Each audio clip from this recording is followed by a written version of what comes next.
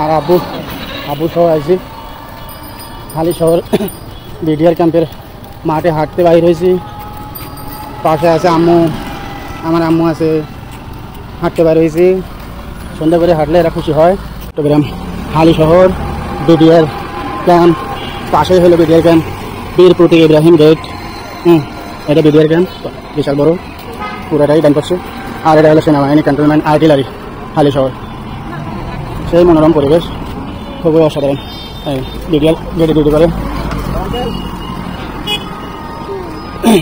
এলাকাটা খুব শান্তশিষ্ট, মনোরম পরিবেশ। বিকাল হলে এখানে হাজার হাজার হালি শহরবাসী বা দূরে থেকে এসে এক্সারসাইজ করে, ব্যায়াম করে নিরাপত্তার সহিত।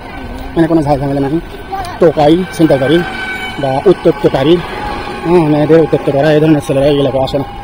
খুবই মনোরম পরিবেশ, এরকম সুন্দর। ডান পাশে পুরোটা কিন্তু